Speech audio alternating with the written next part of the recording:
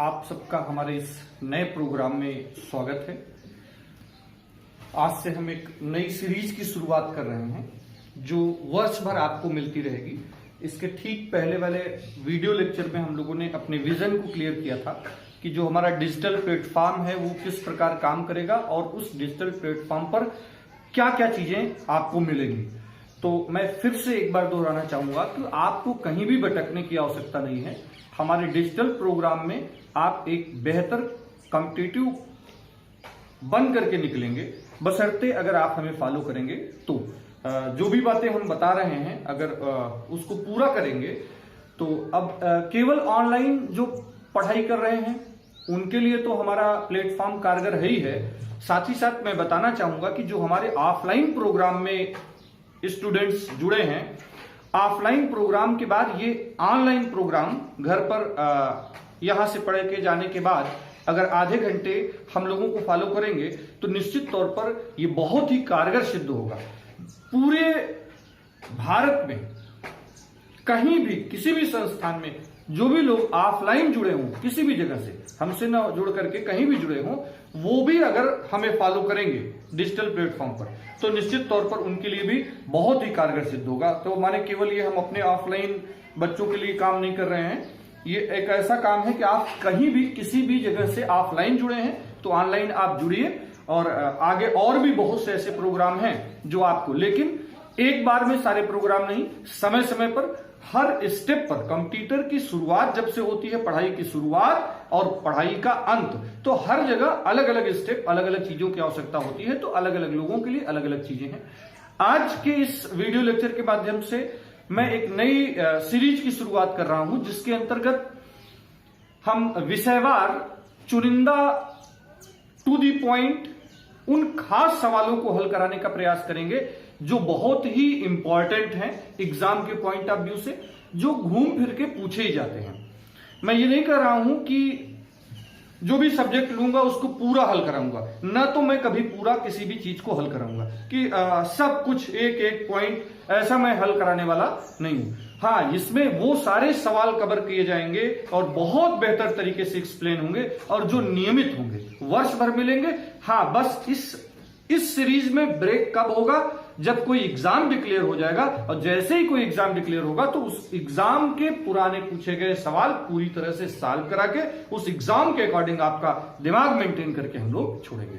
तो आज से जो जिस सीरीज की शुरुआत हो रही है उसमें सबसे पहले हम लोग बड़े मंथन के बाद ये तय हुआ कि भाई कौन से सवालों की शुरुआत की जाए। बहुत से सब्जेक्ट हैं आपके पास जीएस में, तो हम लोग सबसे पहले भारतीय राज्य व्यवस्था से जुड़े प्रश्नों को हल करना शुरू करेंगे। तो आज से एक सीरीज जो नियमित बहुत ही कम समय में, मुश्किल से आधे घंटे में 30 मिनट में आपको मैक्सिमम सवाल बेहतर एक्सप्लेन करके, बशर्ते एक बात है कि आप जब भी सुनिएगा मुझे तो कलम कापी लेकर के और जो भी चीजें ऐसी होंगी जो नोट डाउन करना जरूरी है उसे नोट डाउन करते रहिएगा। ये सीरीज की शुरुआत जो हो रही है नियमित एक निश्चित समय पर, अभी आप लोगों से सीधे एक कमेंट नहीं आ पाया है तो जल्दी से आप कमेंट बॉक्स में ये भी बता देंगे हमको कि ये सीरीज आपको 8 बजे सवेरे चाहिए कि 8 बजे शाम को। तो मेरे हिसाब से अगर 8 बजे शाम को ये सीरीज मिले आपको सॉल्व कर रहे हैं तो दिन भर की पढ़ाई के बाद जब आप खाली हुए तो आधे घंटे में किसी एक खास सब्जेक्ट पर 20, 25, 30, 40 जितने भी संभव होंगे एक छोटे से वीडियो लेक्चर में हम लोग क्या करेंगे, एक सवाल सॉल्व कर लेंगे। अब कुछ लोगों का कहना है कमेंट बॉक्स में सर लाइव पढ़ाइए, तो लाइव पढ़ाने के लिए अभी हम एलिजिबल नहीं है। एक नॉर्म्स होते हैं लाइव आने के लिए, जो YouTube के नॉर्म्स हैं अभी हम पूरी तरह से पूरा नहीं करते हैं, इसलिए बेहतर क्वालिटी के वीडियो हम नहीं दे पा रहे थे, इसीलिए हम वीडियो रिकॉर्ड करके आपको डाल रहे हैं। जैसे ही एलिजिबल होंगे हम तुरंत ऑनलाइन आएंगे और इस वीडियो लेक्चर में आपको पूरा मजा मिलेगा किसका, लाइव होने का। तो कमेंट बॉक्स में कमेंट करना कमेंट जरूर करिएगा, कमेंट करना बिल्कुल ना भूलिएगा क्योंकि आपके कमेंट बहुत वैल्यूएबल हैं और आपके कमेंट हम देखेंगे और उसका उत्तर आपको निश्चित तौर पर देने का प्रयास करेंगे। तो भारतीय राज्य व्यवस्था से जुड़े चुनिंदा प्रश्नों को हल करने की सीरीज शुरू कर रहे हैं हम लोग। याद रहे, इंडियन कॉन्स्टिट्यूशन, भारतीय राज्य व्यवस्था से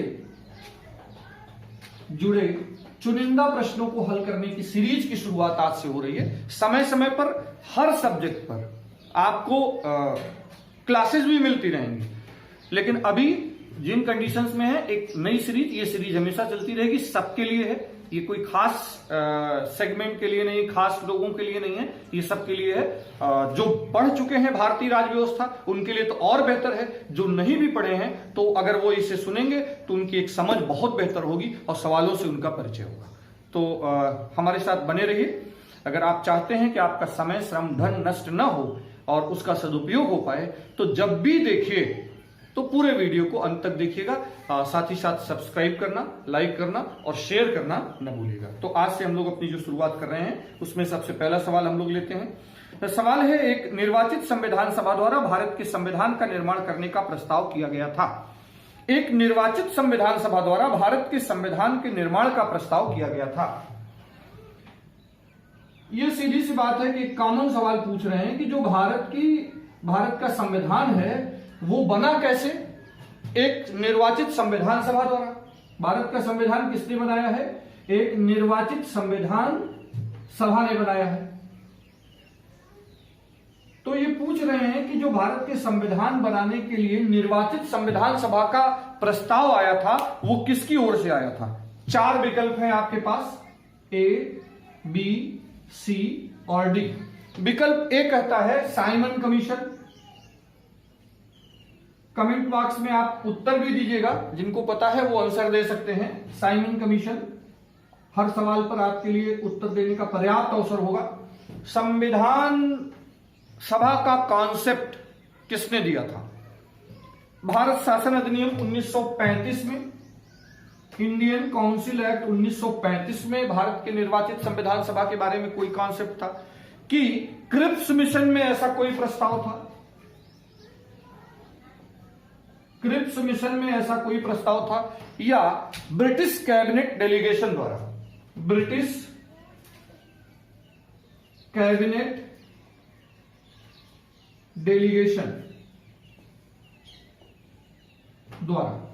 तो भारत में निर्वाचित संविधान सभा द्वारा भारत के संविधान के निर्माण का प्रस्ताव इनमें से किसके द्वारा आया था? साइमन कमीशन का प्रस्ताव था ये, कि भारत शासन अधिनियम 1935 का प्रस्ताव था, कि क्रिप्स मिशन का प्रस्ताव था, कि ब्रिटिश कैबिनेट के डेलीगेशन के द्वारा ये आया था? तो देखिए, हम लोग जानते हैं कि भारत की संविधान सभा ने भारत के संविधान का निर्माण किया था और भारत के संविधान सभा का जो प्रस्ताव आया था वो 1946 में कैबिनेट मिशन प्लान के अंतर्गत आया था। तो उसी बात को ये लिख रहे हैं ब्रिटिश के कैबिनेट डेलीगेशन द्वारा, ब्रिटिश के कैबिनेट डेलीगेशन द्वारा। तो कुछ लोग इस बात को न समझेंगे तो कंफ्यूज हो सकते हैं। तो ब्रिटिश डेलीगेशन कहें, कैबिनेट डेलीगेशन कहें, या जो कैबिनेट दल आया था उसके द्वारा ही क्या किया गया था? भारत के संविधान का पूरा प्रारूप दिया गया था। तो इस सवाल को बहुत ही एंगल से पूछा जाता है कि भारत की संविधान सभा का गठन किसके प्रस्ताव पर हुआ था,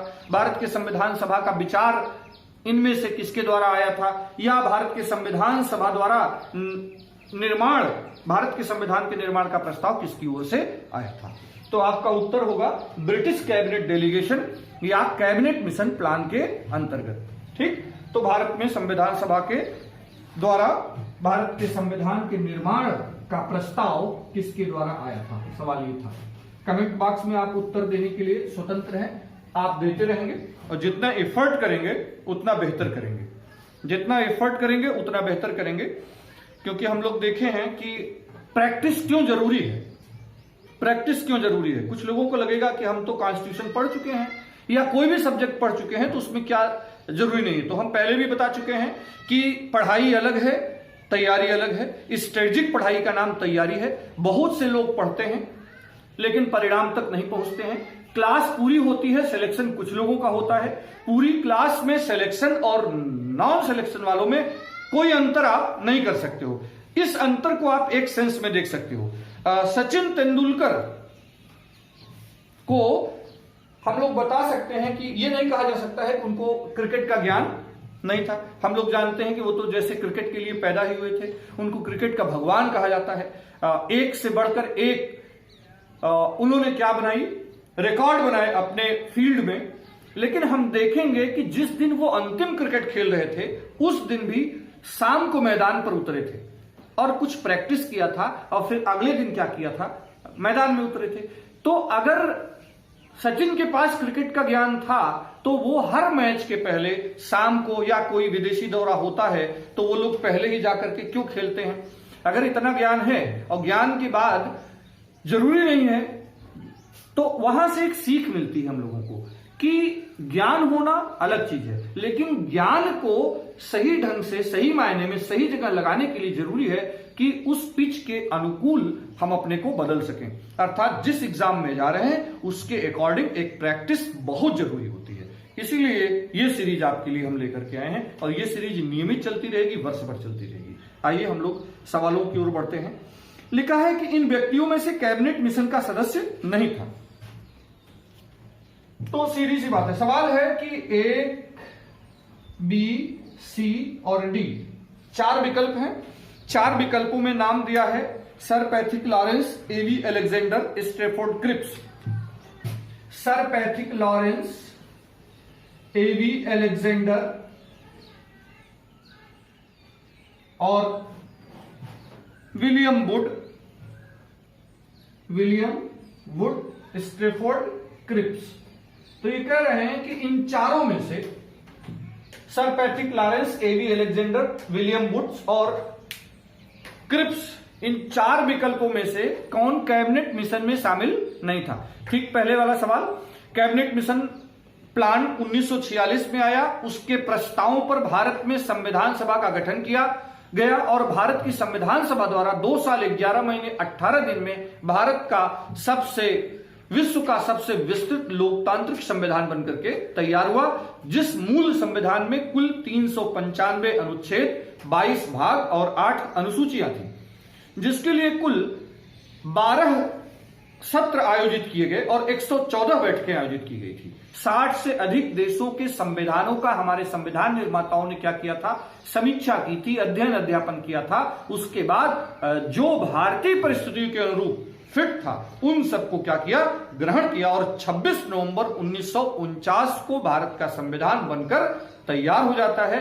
कुछ अनुच्छेद तत्काल प्रभाव से लागू कर दिए गए, लेकिन भारत के संविधान को लागू करने की जो तारीख नियत की गई वो 26 जनवरी 1950। आगे हम लोग देखेंगे कि भारत का संविधान 26 नवंबर 1949 को बनकर तैयार हो गया था, फिर भी उसे 2 माह देरी से क्यों लागू किया गया। तो एक बड़ा कॉमन सवाल बनता है कि भारत का संविधान कितने दिनों में बनकर तैयार हुआ। सवाल बनता है कि भारत का जो संविधान है वो कब बनकर तैयार हुआ। सवाल है कि भारत का संविधान जो बनकर तैयार हुआ उसको 2 माह विलंब से लागू क्यों किया गया। ठीक, तो हम लोग उस पर बात करेंगे। सवाल है कि कैबिनेट मिशन प्लान में इन 4 व्यक्तियों में से कौन नहीं था। हम लोग जानते हैं कि कैबिनेट मिशन में कुल कितने मेंबर्स थे, 3 मेंबर्स थे। कौन कौन थे, एवी अलेक्जेंडर, सर पैट्रिक लॉरेंस और सर स्ट्रैफोर्ड क्रिप्स। हम लोग जानते हैं क्रिप्स को स्पेशली इसलिए भेजा गया था क्योंकि क्रिप्स के पास थोड़ा भारतीय परिस्थितियों का अनुभव था।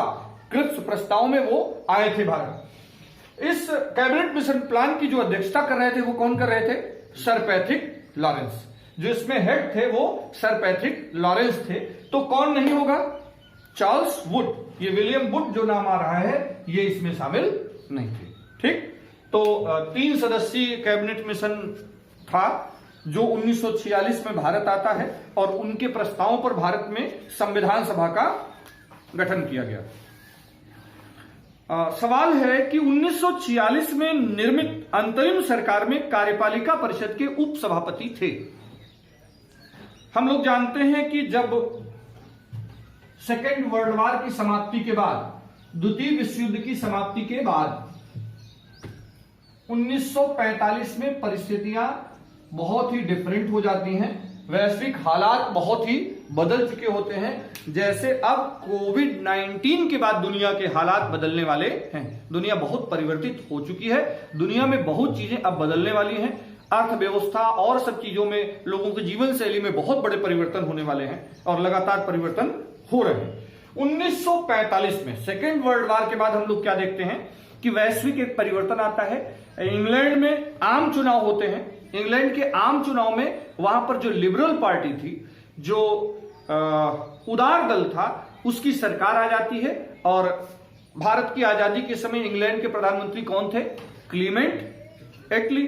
तो 1945 के आम चुनाव में, जनरल इलेक्शन में, इंग्लैंड में जो सत्ता परिवर्तन होता है वहां पर क्लीमेंट एटली क्या बन जाते हैं? प्रधानमंत्री। और उन्होंने अपने चुनावी घोषणा पत्र में ही लिखा था क्या कि अगर हमारी पार्टी की सरकार बनती है तो हम क्या करेंगे? भारत को आजाद करेंगे। तो जैसे ही उनकी सरकार बनती है उसके बाद उनकी ओर से प्रस्ताव आता है, अपने कैबिनेट के 3 सदस्यों का एक दल वो भारत भेज देते हैं। ठीक, तो जैसे ही भारत आए, कैबिनेट सदस्य जैसे ही भारत आया, कैबिनेट मिशन, वैसे ही उसके पास काम था एक तो अंतरिम सरकार का गठन करना, तात्कालिक सरकार बन जाए जिसके माध्यम से सरकार का शासन व्यवस्था चलती रहे, अस्थायी रूप से सरकार का गठन करना। फिर दूसरा काम था भारत के लिए संविधान सभा का गठन करना, संविधान निर्माण कार्य प्रारंभ करना। फिर हम लोग जानते हैं कि उस समय मुस्लिम लीग थोड़ा सा अपने विशेष प्रस्ताव के साथ आती है, और उसका प्रस्ताव क्या था? एक अलग देश की मांग, मुस्लिमों के लिए एक अलग देश की मांग को लेकर के अड़ जाते हैं। तो उनके अड़ जाने की वजह से हम लोग देखते हैं कि कैबिनेट मिशन प्लान अलग पाकिस्तान की मांग को अस्वीकार कर देता है, और 2 सितंबर 1946 को एक अंतरिम सरकार का गठन करता है, और जिसमें कुल कितने मेंबर्स थे? 15 मेंबर्स थे। तो तत्कालीन गवर्नर जनरल इस अंतरिम सरकार का क्या होता था? अध्यक्ष होता था। उपाध्यक्ष अर्थात प्रधानमंत्री की हैसियत में कौन थे? सवाल है कि 1946 में निर्मित अंतरिम सरकार में कार्यपालिका परिषद के उप सभापति थे। 4 विकल्प है: डॉक्टर राजेंद्र प्रसाद, सी राजगोपालाचारी, डॉक्टर एस राधाकृष्णन, पंडित जवाहरलाल नेहरू। जो 2 सितंबर 1946 को अंतरिम सरकार का गठन किया गया, कह रहा है कि उसमें कार्यपालिका में उपाध्यक्ष की हैसियत में कौन थे? अध्यक्ष तो कौन थे? गवर्नर जनरल हुआ करता था। तो उपाध्यक्ष की हैसियत में, उप सभापति की हैसियत में कौन था? डॉक्टर राजेंद्र प्रसाद थे, कि सी राजगोपालाचारी थे, कि डॉक्टर एस राधाकृष्णन थे, कि जवाहरलाल नेहरू थे? कौन था? पंडित जवाहरलाल नेहरू। जो उप सभापति की हैसियत में थे वो पंडित जवाहरलाल नेहरू। तो जो लोग नए होंगे वो नोट भी करते चलेंगे। 2 सितंबर 1946 को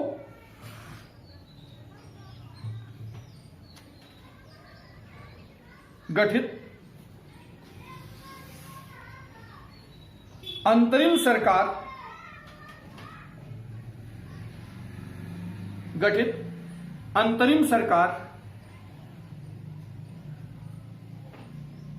में पंडित जवाहरलाल नेहरू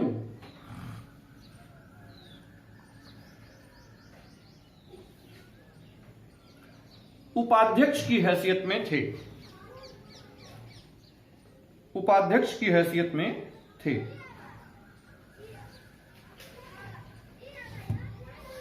उपाध्यक्ष की हैसियत में थे।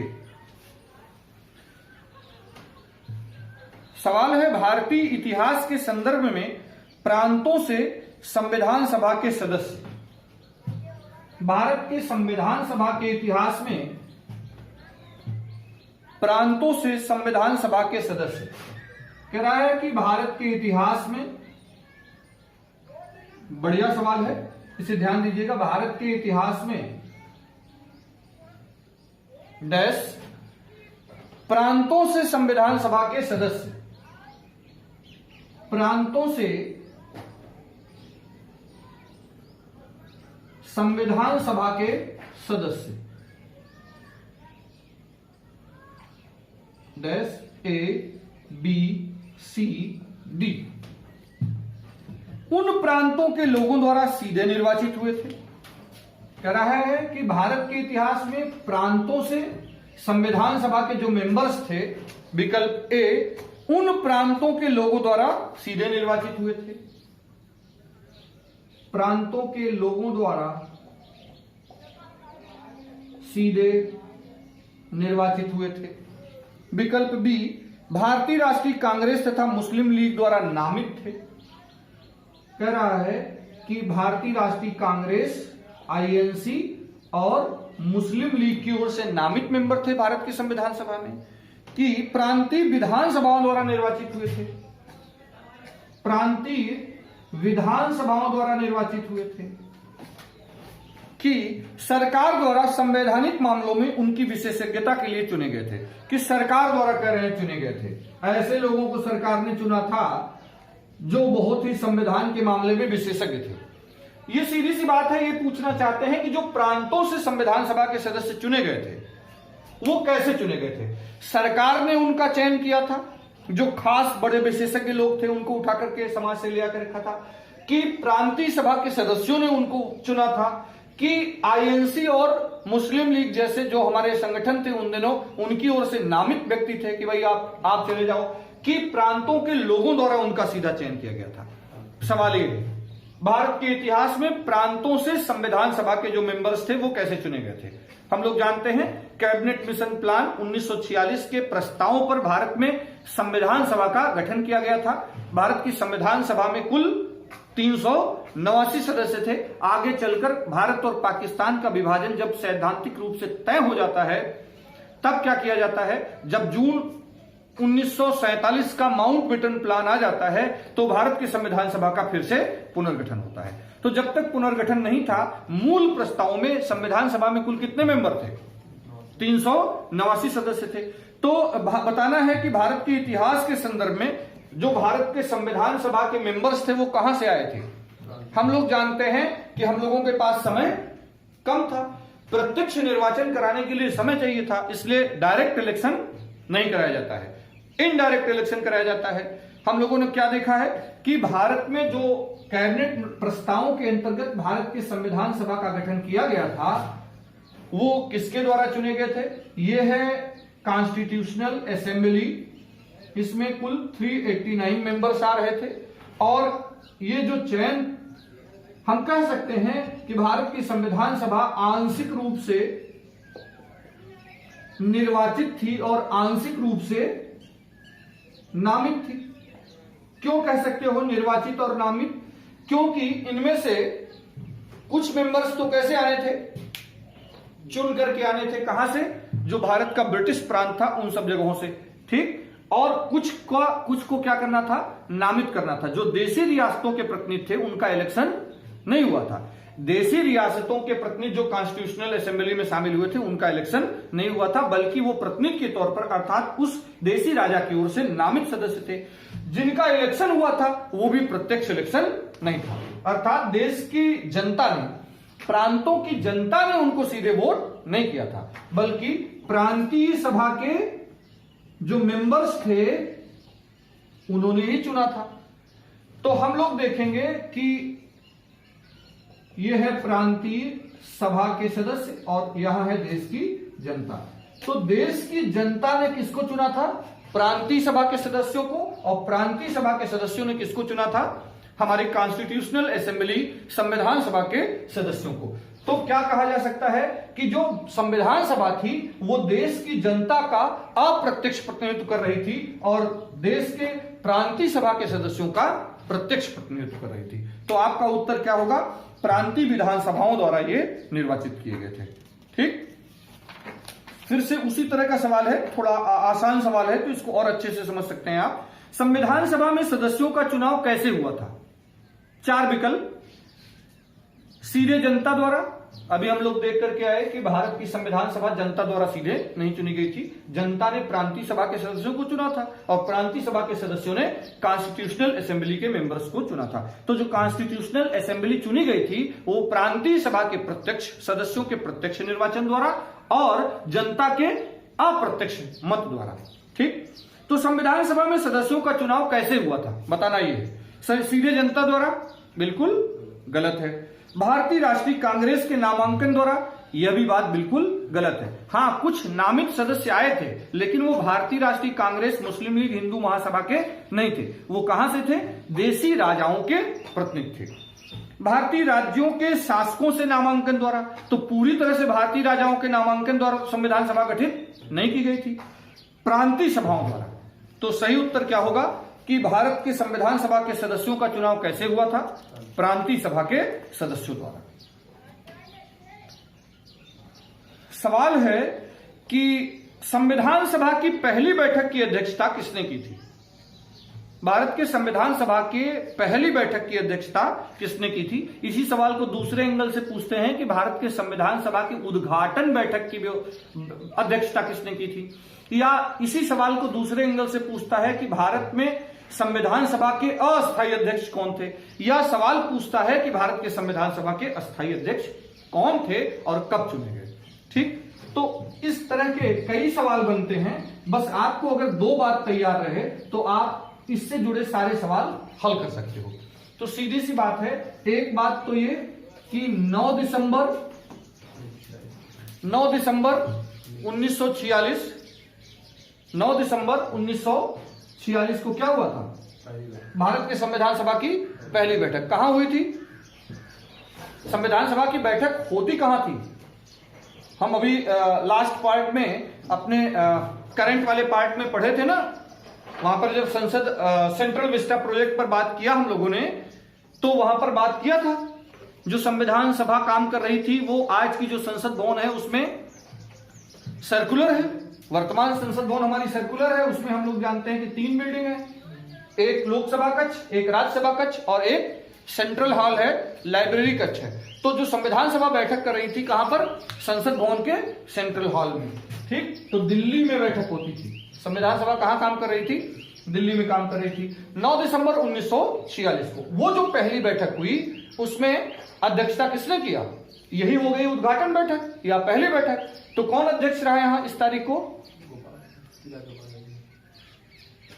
डॉक्टर सच्चिदानंद सिन्हा। सच्चिदानंद सिन्हा, इसीलिए इनको क्या कहा जाता है? इसीलिए इनको क्या कहा जाता है? अस्थायी अध्यक्ष, प्रोटेम स्पीकर। क्या कहते हैं? प्रोटेम स्पीकर का कॉन्सेप्ट है। ठीक, डॉक्टर सच्चिदानंद सिन्हा अस्थायी अध्यक्षता करते हैं। फिर 11 दिसंबर 1946 को क्या होता है?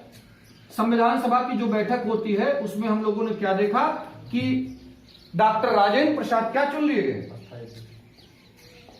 अस्थायी अध्यक्ष। ठीक, तो भारत की संविधान सभा की पहली बैठक कब हुई? 9 दिसंबर 1946 को। संविधान सभा कहां कार्य कर रही थी? दिल्ली में काम कर रही थी। पहली बैठक या उद्घाटन बैठक की अध्यक्षता किसने किया था? डॉक्टर सच्चिदानंद सिन्हा ने। भारत की संविधान सभा के अस्थायी अध्यक्ष कौन थे?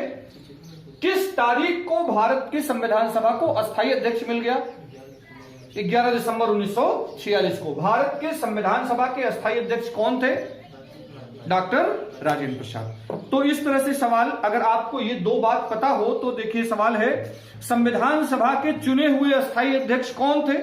कमेंट बॉक्स में आप उत्तर दीजिएगा। संविधान सभा के चुने हुए अस्थायी अध्यक्ष कौन थे? डॉक्टर, बिल्कुल सही बात है। संविधान सभा की पहली बैठक की अध्यक्षता किसने की थी? सच्चिदानंद। भारतीय संविधान सभा के उद्घाटन अधिवेशन की अध्यक्षता की गई थी किसके द्वारा?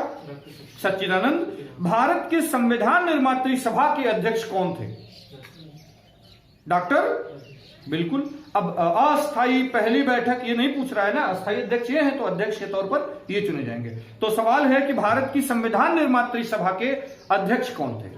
डॉक्टर राजेंद्र प्रसाद। देखिए दो बात आपको पता है तो इस तरह से जितने भी एंगल से सवाल बना सकते हैं। तो अलग अलग सवाल पढ़ें कि पुलिस वाला सवाल पढ़ लिया जाए, यूपीएसआई वाला सवाल पढ़ लिया जाए, सीपीओएसआई वाला सवाल पढ़ लिया जाए, लेखपाल भर्ती वाला सवाल पढ़ लिया जाए। अरे कॉमन जड़ पर चोट करते हैं, जड़ पर चोट करते हैं। उसके बाद जिसको पूछना हो जो पूछे। ठीक, लिखा है स्वतंत्र भारत की संविधान सभा के अध्यक्ष कौन थे? उत्तर क्या होगा? क्यों? क्योंकि सवाल वही है, बस टेक्निक है, शब्द बदले जाते हैं। लिखा है भारत के संविधान सभा की स्थापना की गई थी, माने पहली बैठक कब हुई थी? 9 दिसंबर। तो सीधी सी बात है कि संविधान सभा की स्थापना कब होती है? 9 दिसंबर 1946 को। इस बैठक से ही भारत की संविधान सभा की कार्य प्रारंभ हो जाते हैं। लिखा है कि संविधान सभा का गठन कब हुआ था? 4 विकल्प है आपके पास। संविधान सभा का गठन कब हुआ था? 4 विकल्प, ए, बी, सी, डी।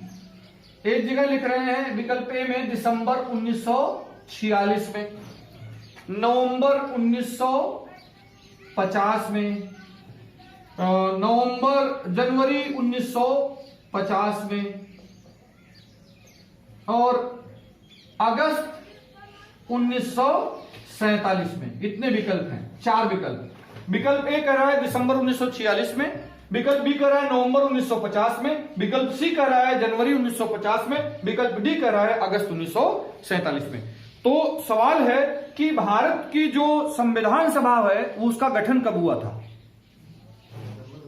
दिसंबर 1946 में। भारत की संविधान सभा का गठन कैबिनेट मिशन प्लान के अंतर्गत दिसंबर 1946 में, पहली बैठक 9 दिसंबर 1946 को। कह रहा है भारत को एक संविधान देने का प्रस्ताव संविधान सभा द्वारा पारित किया गया।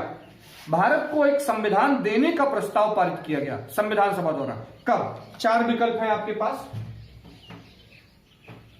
सवाल समझ लीजिएगा, सवाल अब डिफरेंट है। लिखा है भारत को एक संविधान देने का प्रस्ताव संविधान सभा द्वारा, संविधान का प्रस्ताव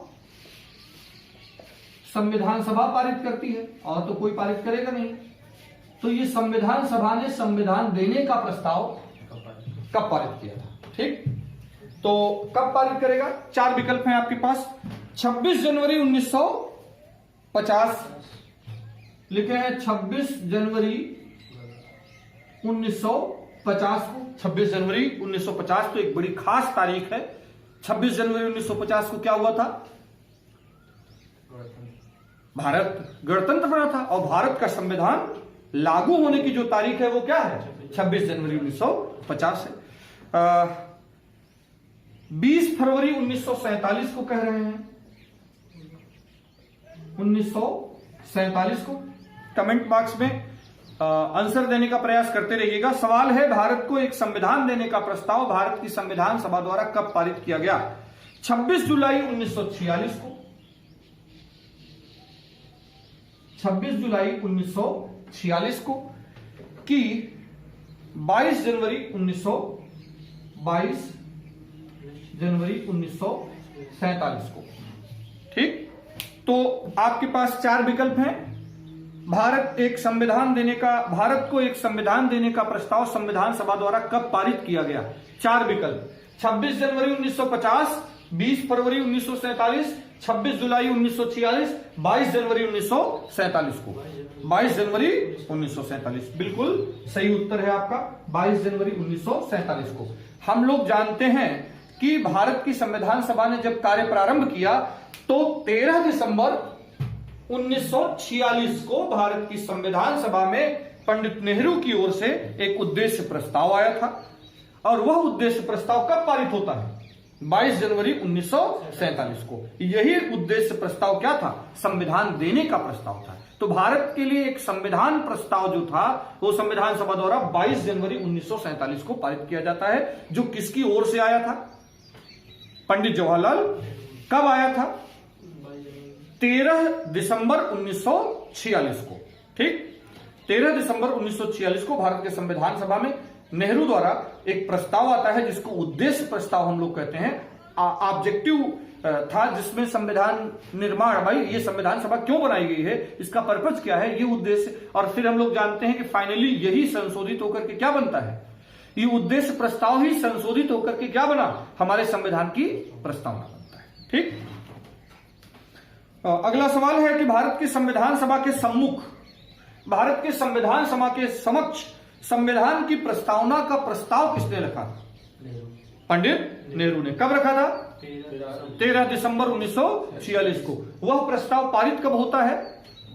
22 जनवरी 1947 को। बिल्कुल सही बात है। लिखा है संविधान सभा में उद्देश्य प्रस्ताव निम्नलिखित में से किस एक के द्वारा प्रस्तुत किया गया था? किसके द्वारा प्रस्तुत किया जाता है? पंडित नेहरू के द्वारा। भारतीय संविधान को बनाने हेतु भारतीय संविधान सभा में कुल कितने अधिवेशन हुए थे? सवाल कर रहे हैं। तो कुछ फैक्ट्स पर हम यही थोड़ी चर्चा कर देते हैं।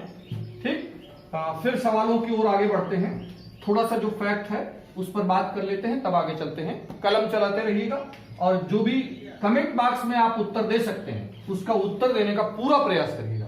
वीडियो में अंत तक बने रहेंगे तो आप अपने परिणाम तक पहुंचेंगे।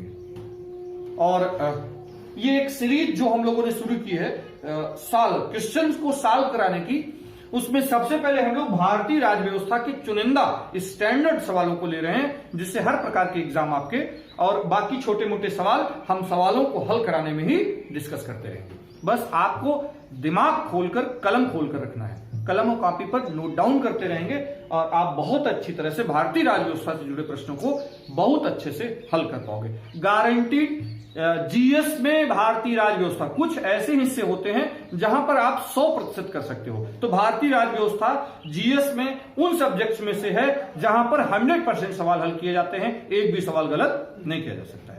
अर्थात यह सब्जेक्ट मुट्ठी में किया जा सकता है, टेक्निक से, पढ़ाई से नहीं, स्ट्रेटेजिक पढ़ाई से। अर्थात जब आप तैयारी करोगे तो जब हम स्ट्रेटेजिक पढ़ाई करेंगे तो किस तरह से पूरी तरह से प्रयास करेंगे कि जो भी सब्जेक्ट लेंगे, तो ये जो सीरीज हमारी चल रही है ये सीरीज सब्जेक्ट वाइज चलती रहेगी और बीच बीच में हमारे रेगुलर जीएस पर जो भी जरूरी लेक्चर होंगे वो लेक्चर जाते रहेंगे, सब्जेक्ट वाइज लेक्चर जरूरी जाते रहेंगे। ये सीरीज सॉल्व करने की चलती रहेगी। साथ ही साथ जितने भी सरकार की स्कीमें होती हैं, चाहे केंद्र सरकार हो चाहे राज्य सरकारें हो, उसके बारे में आपको हमारे इस चैनल के माध्यम से, स्पेशल लेक्चर के माध्यम से पता चलता रहेगा।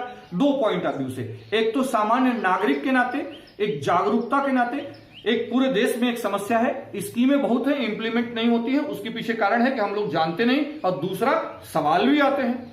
इस सारी स्कीमों से सवाल पूछे जाते हैं, सवाल के पॉइंट ऑफ व्यू से, और आप जान पाओ, जागरूक हो पाओ, इस नाते भी हम एक अलग से स्कीम बताते रहेंगे, जितनी भी गवर्नमेंट की स्कीमें आती हैं, जिससे हम लाभ भी ले पाए, स्कीम का लाभ ले पाए और स्कीम से पूछे जाने वाले सवाल का लाभ ले पाए। दोनों फायदा, 2 तरह से फायदा होगा।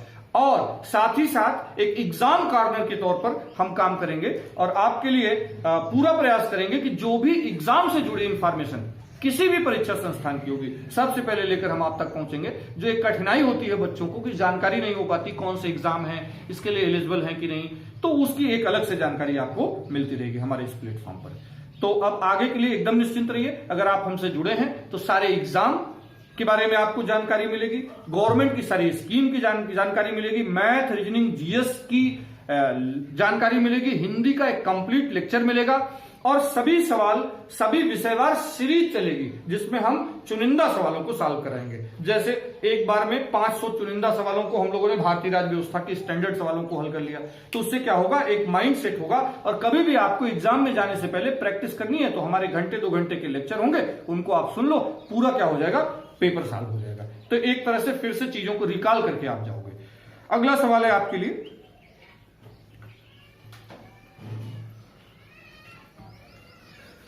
सवाल है कि भारतीय संविधान को बनाने हेतु संविधान सभा में कुल कितने अधिवेशन हुए थे। ये अधिवेशन की बात कर रहे हैं, संविधान सभा में कुल कितने अधिवेशन हुए थे बताना है। विकल्प है आपके पास 7, 11, 12, 22। अभी हम अपने वीडियो के शुरू में भी इस पर थोड़ी चर्चा किए हैं। वीडियो के शुरू में ही अगर आप चैतन्य होंगे तो याद होगा कि शुरू में ही हमने बताया कि भारत की संविधान सभा का निर्माण कैबिनेट मिशन प्लान के अंतर्गत 9 दिसंबर 1946 को हुआ। 389 संविधान सभा थी, सदस्य थे, आंशिक निर्वाचित थे, आंशिक नामित थे।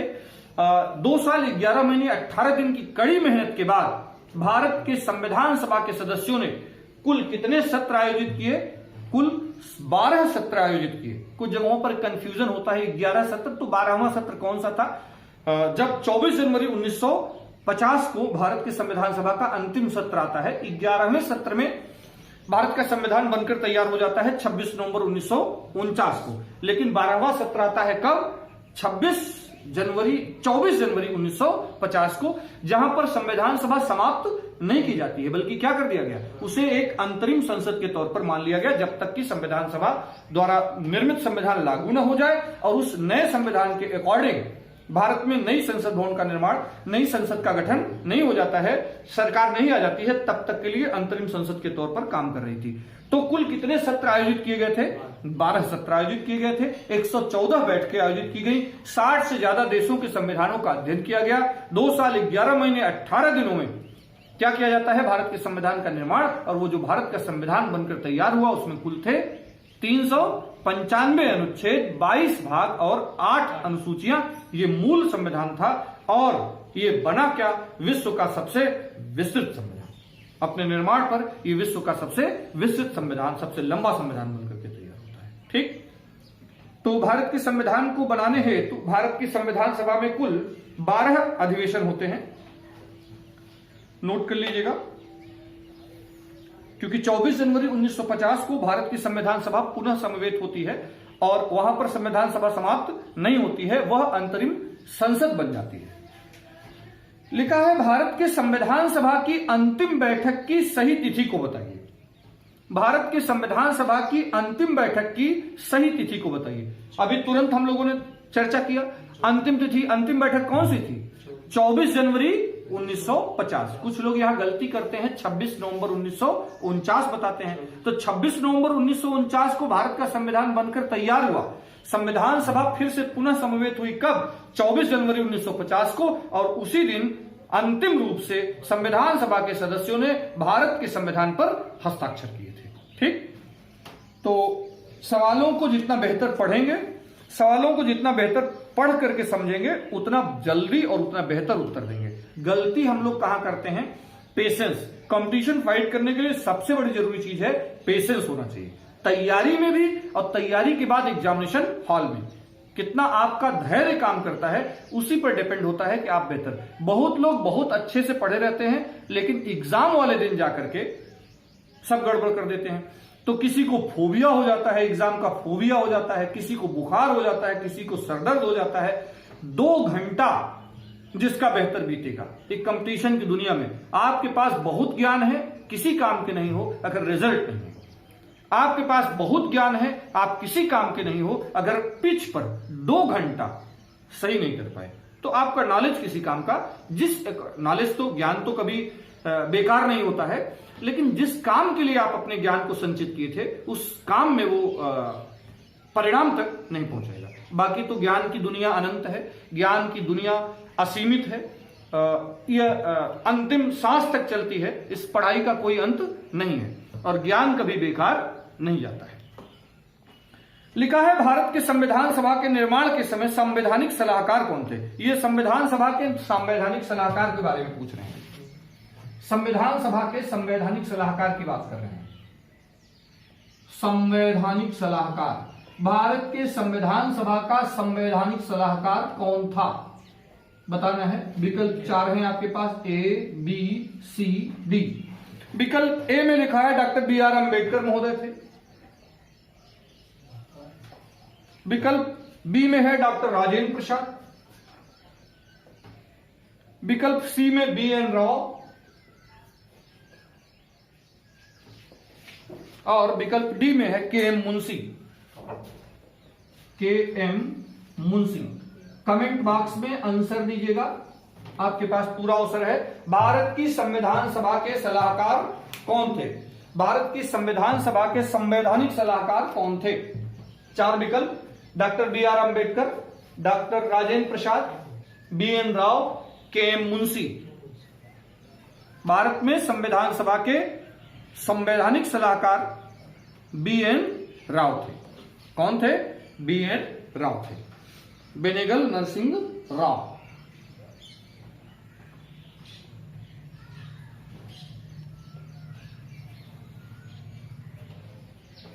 ठीक, अगला सवाल है कि भारत के संविधान का पहला प्रारूप किसने तैयार किया? भारत के संविधान का पहला प्रारूप, पेशेंस से, इस सवाल में भी बहुत लोग गलती करते हैं जल्दीबाजी में। ये जो सवाल है भारत के संविधान का, इस सवाल में भी जल्दीबाजी में लोग गलती करते हैं। सवाल है भारत के संविधान का प्रथम प्रारूप किसने तैयार किया था? विकल्प ए, बी, सी, डी। भारत के संविधान का सबसे पहला प्रारूप किसने तैयार किया था? विकल्प ए डॉक्टर बी आर अम्बेडकर द्वारा, विकल्प बी बी एन राव द्वारा, विकल्प सी के संथानम द्वारा, विकल्प डी के एम मुंशी द्वारा। भारत के संविधान का प्रथम प्रारूप। यहां गलती लोग जनरली डॉक्टर बी.आर.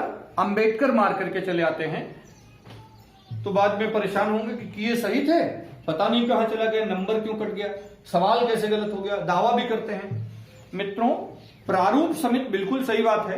भारत की संविधान सभा में एक सबसे महत्वपूर्ण समिति प्रारूप समिति थी, ड्राफ्टिंग कमेटी थी, जिसमें कुल 7 सदस्य थे और उस प्रारूप समिति की अध्यक्षता कर रहे थे डॉक्टर बी.आर. अंबेडकर। लेकिन प्रारूप समिति से भी पहले सबसे पहला ड्राफ्ट जो तैयार किया था वो किसने किया था? बी.एन. राव ने। बी.एन. राव। ठीक। तो भारत के संविधान का सर्वप्रथम प्रारूप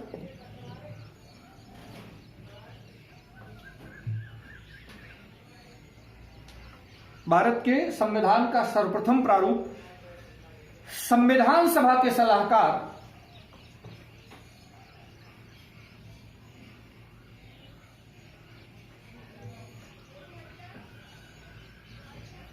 बी.एन. राव ने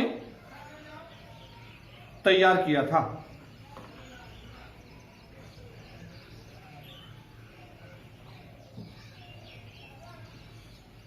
ठीक। बी.एन. राव जो सबसे पहला ड्राफ्ट दिए थे उसमें कुल 243 अनुच्छेद थे और 13 अनुसूचियां थी। 243 अनुच्छेद और 13 अनुसूचियां थी। ये जो ड्राफ्ट था वो प्रारूप समिति के सामने जाता है, मसौदा समिति के सामने जाता है, फिर प्रारूप समिति इस पर विचार करके इसमें फेरफार करके भारत के संविधान सभा के समक्ष क्या रखती है? एक इंडियन कॉन्स्टिट्यूशन का ड्राफ्ट रखती है। ठीक। तो याद रहे, प्रारूप समिति, उसके अध्यक्ष डॉक्टर बी.आर. अंबेडकर, जो फाइनल ड्राफ्ट आया वो प्रारूप समिति की ओर से आया संविधान सभा के समक्ष, लेकिन सबसे पहला ड्राफ्ट किसने दिया था? बी.एन. राव ने, जो क्या थे? भारत की संविधान सभा के संवैधानिक सलाहकार थे। सवाल है, भारत का संविधान पूर्ण रूप से तैयार हुआ था। यहां भी एक गलती करके लोग चले आते हैं। जो भारत का संविधान है वो पूर्ण रूप से बनकर कब तैयार हुआ? पूर्ण रूप से तैयार हुआ था। 4 विकल्प हैं। 26 जनवरी 1950 को, 26 जनवरी 1950 को, कि 26 नवंबर 1949 को, 11 फरवरी 1948 को,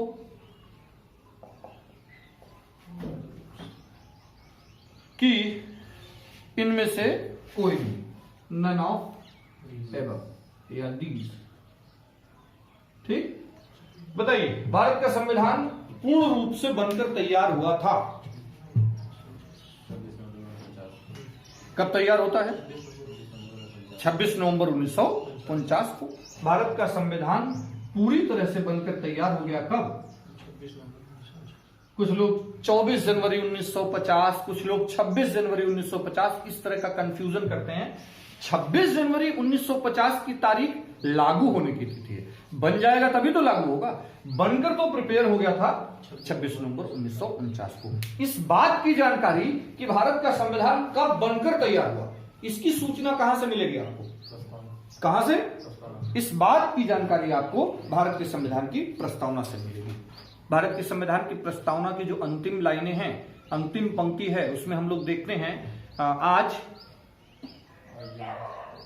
दिनांक 26 नवंबर 1949, मिति मार्गशीर्ष शुक्ला सप्तमी संवत 2006 विक्रमी को एतद द्वारा इस संविधान को अंगीकृत, अधिनियमित और आत्मार्पित करते हैं। तो देखिए यहां पर सूचना है ना, अंगीकृत कर रहे हैं, तो बनकर तैयार होने की तिथि हमारी 26 नवंबर 1949। 24 जनवरी 1950 को संविधान सभा की अंतिम बैठक, उस पर हस्ताक्षर हुए और 26 जनवरी 1950 को लागू किए। लिखा है, अगला सवाल है कि भारत का संविधान किस तिथि को अपनाया गया? यहां भी एक बहुत बड़ा कंफ्यूजन लोगों में रहता है, सवाल गलत करके चले आते हैं। भारत का संविधान किस तिथि को अपनाया गया? भारत का संविधान पूर्ण रूप से तैयार हुआ भारत का संविधान अंगीकृत हुआ? इसी को इस शब्द के साथ सवाल पूछा जा सकता है। ठीक, अब भारत का संविधान किस तिथि को अपनाया गया बताना है। 4 विकल्प हैं। 26 जनवरी 1950 को, 26 जनवरी 1949 को, 15 जुलाई 1947 को, 24 जनवरी 1950 को, 26 नवंबर 1949 को। कब? 26 नवंबर 1949 को, क्योंकि हम लोग अभी लास्ट की पंक्ति पढ़े ना, भारत के संविधान के प्रियम्बल को लास्ट की पंक्ति पढ़े। आज दिनांक 26 नवंबर 1949 को अपनी संविधान सभा में इस संविधान को अंगीकृत, अधिनियमित और आत्मार्पित करते हैं। तो सीधी सी बात है कि किस तिथि को अपना रहे हैं, किस तिथि को बनकर तैयार कर रहे हैं, किस तिथि को अंगीकृत कर रहे हैं? 26 नवंबर। लेकिन लागू कब करेंगे, इस बात की सूचना प्रस्तावना में नहीं है। वो देखेंगे हम लोग कि कहां पर इस बात की सूचना मिलती है कि कब। लेकिन लागू होने की तिथि, उसके पीछे भी हम लोग जानते हैं कि खास उद्देश्य रहा। भारत के संविधान के बनकर तैयार हो जाने के बाद भी 2 महीने का विलंब, उसके पीछे भी खास पर्पज रहा। 26 जनवरी की तारीख की ऐतिहासिकता को हम बचाए रखना चाहते थे। लिखा है कि संविधान को, अगला सवाल है कि संविधान को 26 जनवरी के दिन लागू करने का निर्णय इसलिए लिया गया। 26 जनवरी 1950 को भारत का संविधान लागू करने के निर्णय के पीछे कारण पूछ रहा है। भारत का संविधान बनकर तैयार हुआ 26 नवंबर 1949 को, लागू होने में 2 महीने का विलंब। तो ये जो 2 महीने का विलंब हुआ, पूछ रहा है उसके पीछे कारण क्या है। 4 पूछ रहा है, कह रहा है कि एक यह शुभ दिन था इसलिए, बेटा ये शुभ दिन था इसलिए 26 जनवरी तय की गई कि भाई 2 माह विलंब से लागू करेंगे। या इस तिथि को 1942 में भारत छोड़ो आंदोलन प्रारंभ कर दिया गया था। हम लोग जानते हैं भारत छोड़ो आंदोलन 1942 में अगस्त क्रांति कही जाती है। 8 अगस्त को डिक्लेरेशन और 9 तारीख को 9 अगस्त से इसकी शुरुआत की जाती है। तो ये बात बिल्कुल गलत है। कांग्रेस ने इस तिथि को 1930 में स्वतंत्रता दिवस के रूप में मनाया था, यही कारण है। हम लोग जानते हैं कि आईएनसी का एक बड़ा प्रसिद्ध ऐतिहासिक अधिवेशन 1929 में लाहौर में होता है, जिसकी अध्यक्षता 1929 आईएनसी के लाहौर अधिवेशन की अध्यक्षता किसने की थी? कमेंट बॉक्स में जल्दी से उत्तर करिए। 1929 में लाहौर ऐतिहासिक अधिवेशन की, आईएनसी के अधिवेशन की अध्यक्षता किसने की थी? कमेंट बॉक्स में आंसर करिए। पंडित जवाहरलाल नेहरू ने। हम लोग जानते हैं कि लाहौर अधिवेशन में प्रस्ताव जो पारित किए गए थे, उनमें एक प्रस्ताव क्या था कि प्रतिवर्ष आईएनसी पूरे देश में 26 जनवरी को क्या मनाएगी? स्वाधीनता दिवस के रूप में मनाएगी। तो दिसंबर 1929 में ये बातें तय होती हैं। तो भारत में आईएनसी ने सर्वप्रथम स्वाधीनता दिवस कब मनाया? 26 जनवरी 1930 को। तो 26 जनवरी, ये भी एक सवाल पूछता है कि आईएनसी ने सबसे पहले स्वाधीनता दिवस कब मनाया था? 26 जनवरी 1930 में। हमारे मॉडर्न हिस्ट्री में यह सवाल बनता है 26 जनवरी 1930 को। तो 26 जनवरी 1930 से हम लोग क्या मनाते चले आ रहे थे? स्वाधीनता दिवस। लेकिन आजादी के बाद जो आजादी की तिथि तय हुई वो कौन सी? 15 अगस्त 1947। तो सीधी सी बात है कि आजाद हम 15 अगस्त को हुए, तो अब आजादी के बाद 26 जनवरी को तो मनाएंगे नहीं। या ऐसा भी नहीं था कि लोगों को रोकते ब्रिटिशर्स को कि भाई रुके रहो, 26 जनवरी बड़ी ऐतिहासिक तिथि है, 1948 में 26 जनवरी को आजाद करना, थोड़े दिन और रुक जाओ, ऐसा नहीं होना था। 15 अगस्त 1947 को हम लोग आजाद हो जाते हैं। आजादी की तारीख हमारी हो जाती है 15 अगस्त, और प्रतिवर्ष हम लोग 15 अगस्त को स्वतंत्रता दिवस के रूप में मनाते हैं। 26 जनवरी बड़ी ऐतिहासिक तिथि है, लोगों की शहादत याद दिलाती रहती है, आजादी के मायने याद दिलाती रहे, इसलिए क्या जरूरी था कि इसकी ऐतिहासिकता को हम बचाए रखें। यही कारण है कि संविधान तो बनकर तैयार हो गया कब? 26 नवंबर 1949 को, लेकिन इसको लागू करने की जो तिथि हुई वो 26 जनवरी 1950। तो 26 जनवरी 1950 को भारत का संविधान लागू हुआ। तो देखिए कंफ्यूजन जो है 26 नवंबर 1949, 24 जनवरी 1950 और 26 जनवरी 1950, यहां कंफ्यूजन न रहे। 26 नवंबर 1949 को भारत का संविधान बनकर तैयार हुआ, अंगीकृत किया गया, आत्मार्पित किया गया, अर्थात उसको गृहीत किया गया।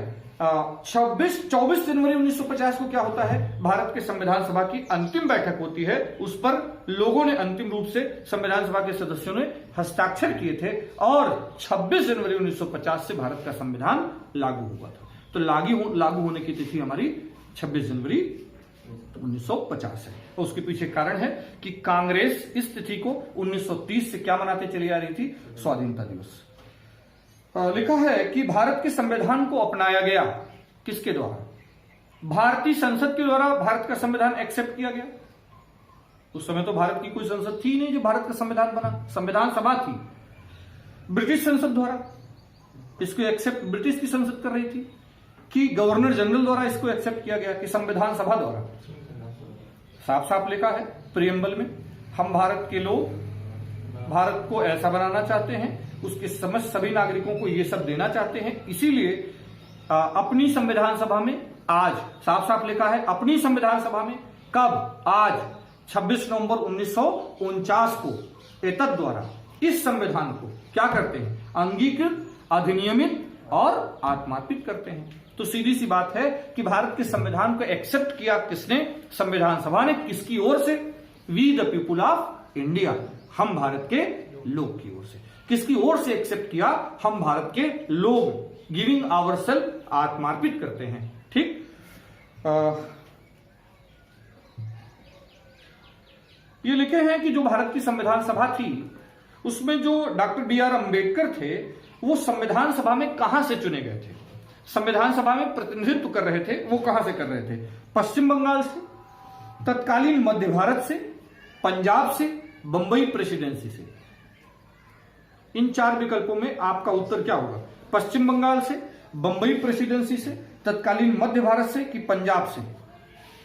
तो मित्रों मैं बताना चाहूंगा कि डॉक्टर बी.आर. अंबेडकर प्रारंभ में पूर्वी बंगाल से चुने गए थे। प्रारंभ में क्या होता है, भारत के संविधान सभा में वो कहां से चुने गए थे, पूर्वी बंगाल से चुने गए थे। ठीक, लेकिन भारत और पाकिस्तान की जब मंजूरी हो जाती है बंटवारे की, जून में 3 जून को माउंटबेटन योजना आ जाती है, सैद्धांतिक सहमति हो जाने के बाद वो हिस्सा, पूर्वी बंगाल का हिस्सा पाकिस्तान में चला गया।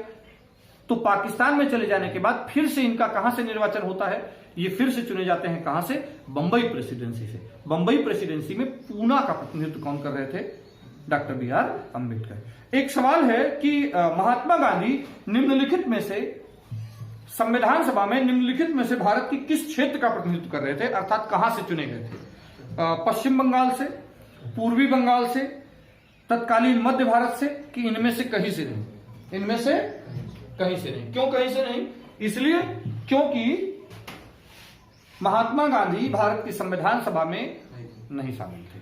ठीक, प्रतिनिधित्व नहीं कर रहे थे। तो मित्रों आज के वीडियो लेक्चर में इतना ही।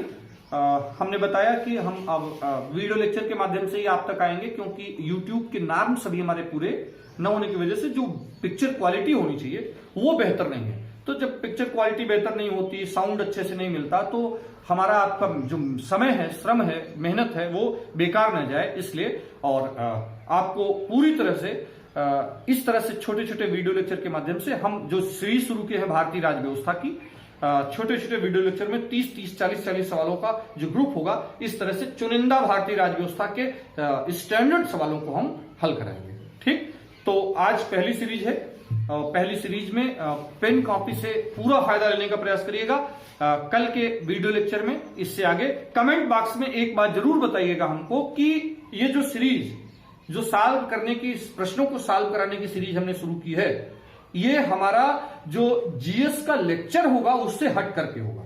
तो ये जो सीरीज है वो कब आप चाहते हैं, सवेरे 8 बजे या शाम को 8 बजे? तो ये जरूर आप बताइएगा, क्योंकि इसके बाद माध्यम से हम तय कर पाएंगे कि कितने बजे आपको दिया जाए। शाम को 8 बजे अगर आप चाहते हैं तो भी कोई दिक्कत नहीं है, शाम को 8 बजे भी आपको मिलेंगे। तो इस पहले वीडियो लेक्चर में जो भी, और अगर आपको कुछ और अपेक्षा हो तो निश्चित तौर पर कमेंट करिएगा और ये जरूर बताइएगा कि आप कितने बजे इस सीरीज को चाहते हैं। और ये नियमित सीरीज मिलेगी, डेली सीरीज आपको मिलेगी, विषयवार मिलेगी। सबसे पहले हम लोग भारतीय राज व्यवस्था से जुड़े चुनिंदा प्रश्नों को ले रहे हैं।